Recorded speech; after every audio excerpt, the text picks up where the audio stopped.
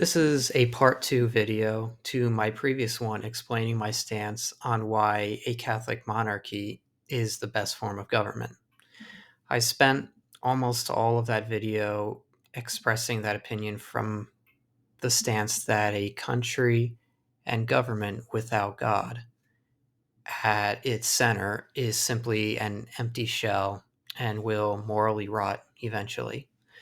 For this video, I'm going to identify a few points against the type of government that has taken over most countries in the past couple of centuries, which is democracy, or at least some form of it.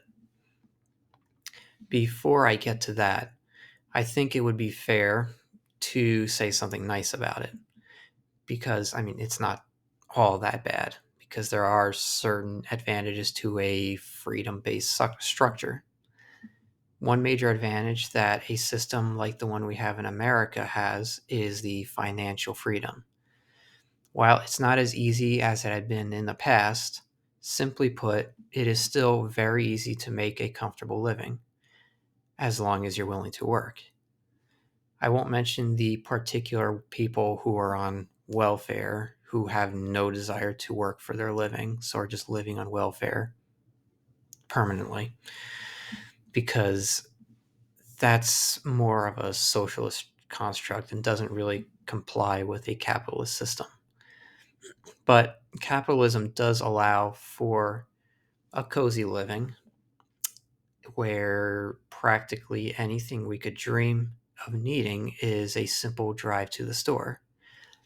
In addition to that first point, while democracy doesn't promote Christianity, it does allow for us to go to Mass whenever we please, or at least for now.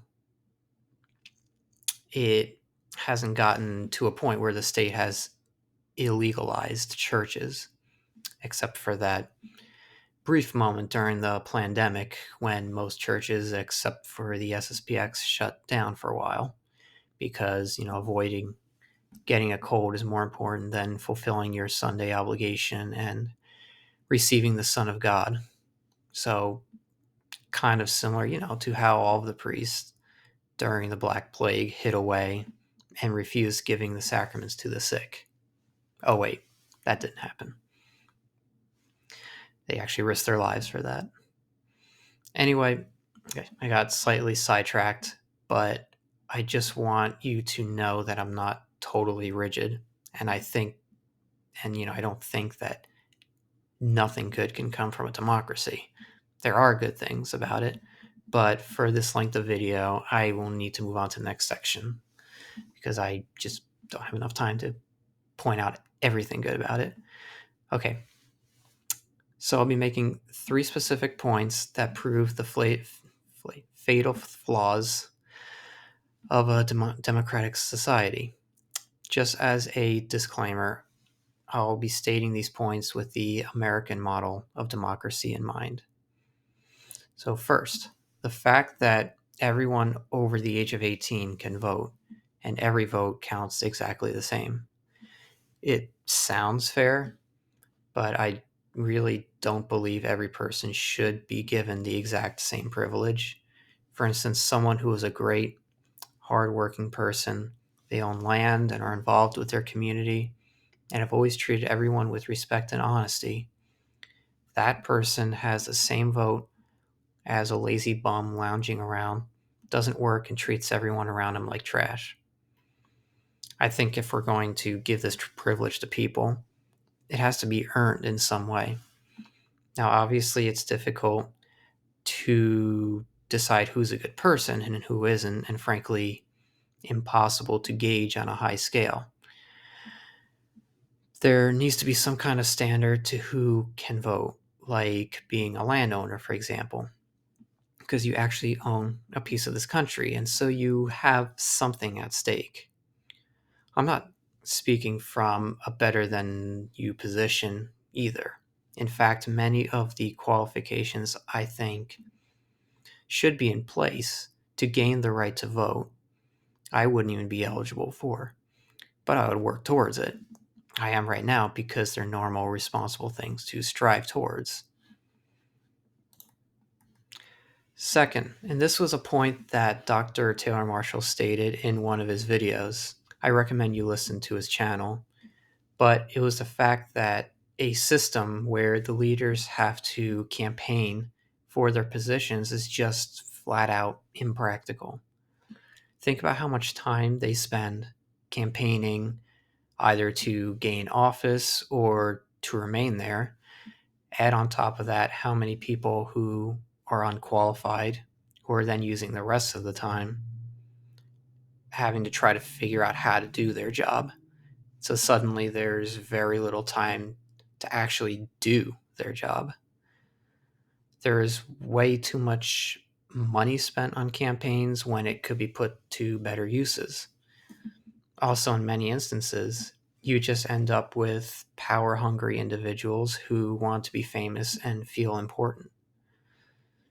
There's that quote from St. Thomas More where he says, anyone who campaigns for public office becomes disqualified for holding any office at all, which is kind of a points to the last thing I was saying. And then the third point was, when we think about it, most people just aren't cut out for politics. And that's not a slight towards them at all. If anything, they probably have better understanding for things more uplifting and interesting, or their duty of state does not allow for them to be too into politics. The average person doesn't pay attention to what's really happening and probably couldn't give you a good general description of how their governmental system works. If that's the case, how is it practical to have everyone be able to vote and essentially dictate how the country should be run? In addition to this point, how could this be healthy for a country when its citizens are involved in politics essentially all the time, being told to hate your opponents and go out to rallies and give your money to campaigns when that money could be used for more important things? It's all of our own decisions to decide whether or not we want to get that involved, but if we're not paying attention, how are we supposed to then make prudent and well-informed decisions on who to vote for? And then ironically, this system is supposed to empower people, but the establishment does whatever it wants anyway. The common people have no power despite having a vote, possibly. So the deal is we have to be more involved in politics, taking away from our duties of state and healthy activities, but we don't actually have any influence on our government at all anyway. So those are just a few points that I've been thinking about, and just let me know what you think, and am I right? Am I wrong? But thanks for listening, and God bless.